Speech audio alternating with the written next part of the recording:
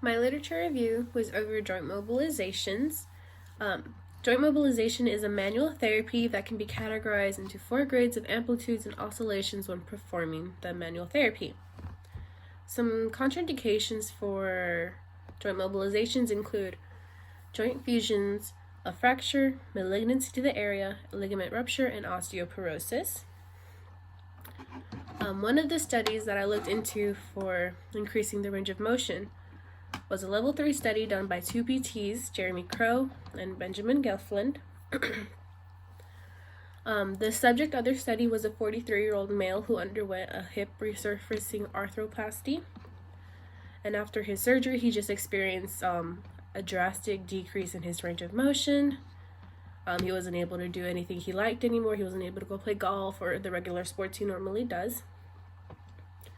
So when assessing him, they took starting measurements with a hip Harris score, with using a goniometer and measuring his range.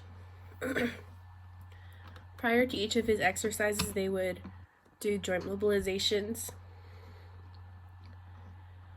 And they measured him pretty frequently just to see the progression through his range of motion. By the end of his treatment, he actually got to be able to return to his active lifestyle of playing golf and basketball. His hip range of motion went from 82 degrees to 262 degrees.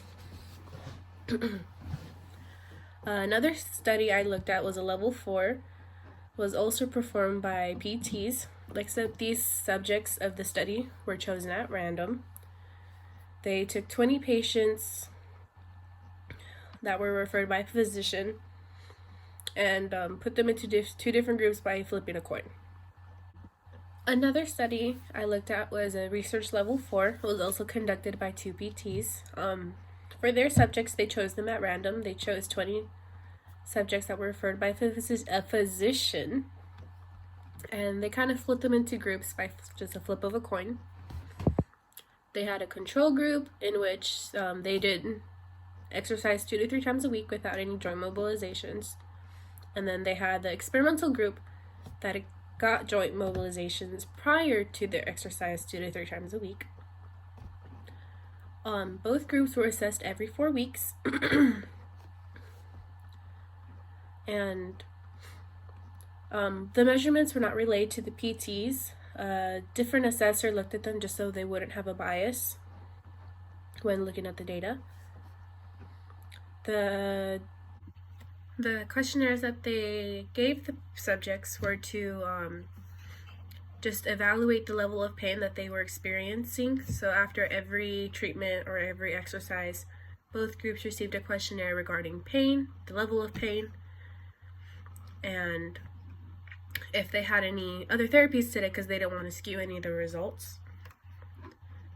By the end of that study, it showed that both groups had decreased pain, but the ones with the joint mobilizations experienced a little more, but not significant, just a little more decrease in pain than the other group. Another study I looked at was also a level 4 research study. It was conducted by 2 PTs. The subjects of this study were actually volunteers who experienced knee osteoarthritis.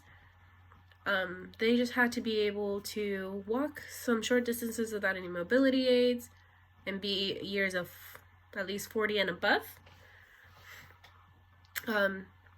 The patients experienced treatments at the same time every day, just so nothing would be skewed. They also had to disclose if they received any other sessions that day. The PTs did not take the assessments. They had a different assessor take the assessments, just so there wouldn't be any bias again. Information from their assessments came from the WOMAC questionnaire, the timed up and go test, and the visual analog scale, just to assess pain while they're doing the functional test. Like I said, they tried their best to reduce any bias. They even had the PTs weren't allowed to discuss it with each other, the assessments, they discussed it with someone else. And no feedback was given to any of the patients or to any of the PTs until the final session, just so they don't think, oh, they're increasing or they're decreasing. But after that, after the final session, they discovered there weren't really any significant findings, like regarding increasing joint function. A patient that would benefit from joint mobilizations would be a patient who probably had an immobilized joint for a long time, just due to a cast, due to a recent surgery, after like it's healed. And just, I guess, with age, over time, they just start to lose range of motion. They would really benefit from that, since range of motion was found to be significant with the research I found. Thank you for taking the time to watch my video and hear what I had to discover about joint mobilizations. If you have any questions, please leave them down below. I'll be happy to answer any of them. Thank you.